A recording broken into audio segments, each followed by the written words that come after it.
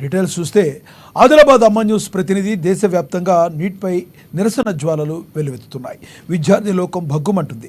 అందులో భాగంగానే ఎన్డీఏను రద్దు చేయాలని, పరీక్షను మళ్లీ నిర్వహించాలని డిమాండ్ చేస్తూ ఆదిలాబాద్లో విద్యార్థి సంఘాలు బుధవారం ఆందోళనకు దిగాయి. ఎంపీ గోడెం నాగేష్ ఇంటిని ముట్టడించేందుకు యత్నించాయి. దీంతో పోలీసులు రంగప్రవేశం చేసి అడ్డుకోవడంతో అక్కడ స్వల్ప ఉద్రిక్తత చోటు చేసుకుంది.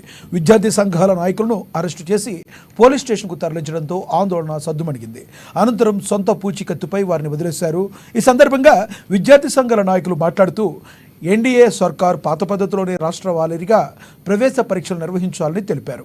2024 మే 5న ఎన్డీఏ జరిపిన నీట్ ప్రవేశ పరీక్షల్లో అవినీతి అక్రమాలు చోటు చేసుకుంటున్నందున వెంటనే పరీక్షను రద్దు చేయాలని డిమాండ్ చేశారు. ఎన్టీఏ విశ్వాసం కోల్పోయినందున దాన్ని సైతం బర్తరఫ్ చేసి 2013 కన్నా ముందు రాష్ట్రాల వారీగా పాత పద్ధతిలో నిర్వహించినట్టు ప్రవేశ పరీక్షలు జరపాలని తెలిపారు. ఈ అవినీతిపై సుప్రీంకోర్టు సిట్టింగ్ న్యాయమూర్తితో న్యాయ విచారణ జరిపి దోషులను కఠినంగా శిక్షించాలన్నారు. 24 లక్షల మంది విద్యార్థులు జీవితాలతో ఎన్టీఏ చెలగాటం ఆడిందని దుయ్యబట్టారు. బీహార్ పేపర్ లీక్ కావడం, ఒక్క విద్యార్థి నుంచి 30 లక్షలు లంచాలు తీసుకోవడం శోచనీయమని తెలిపారు.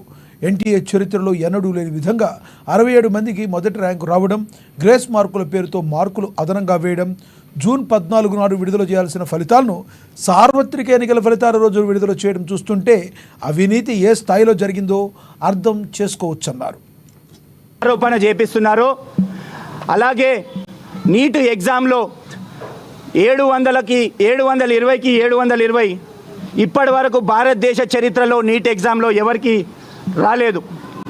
ఎన్ఎస్యుఐ విద్యార్థి సంఘాలు మరి ఇతర విద్యార్థి సంఘాల తరపున ఏదైతే పలు విద్యార్థులకి 720/720 వచ్చినాయో దాన్ని పరిగణలోకి తీసుకొని నీటు ఎగ్జాము పేపర్ లీకేజ్ సుమారు కోట్ల రూపాయల వల్ల అవకతవకలు జరిగాయని విద్యార్థి సంఘాలు భావిస్తూ ఉన్నాయి.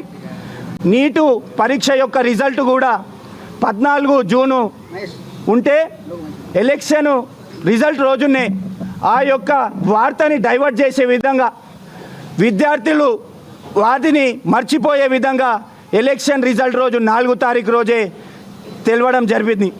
అదేవిధంగా బీజేపీ సర్కార్ విద్యార్థుల పట్ల విద్యార్థుల ప్రాణాలతో చెలగాటం ఆడుతుందని నిదర్శనంగానే నీటి యొక్క పేపర్ లీకేజ్గా విద్యార్థి సంఘాలన్నీ భావిస్తూ ఉన్నాయి.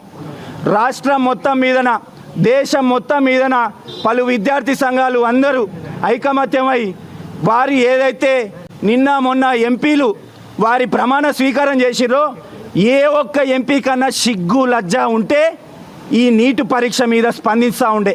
నరేంద్ర మోదీ గారు కూడా ఆఖరికి మా ఆదిలాబాదులో మొన్న గెలిచినటువంటి ఎంపీ గారు కూడా నీటి పరీక్ష మీద ఒక చిన్న మాట కూడా చెప్పకపోవడం చాలా బాధాకరం.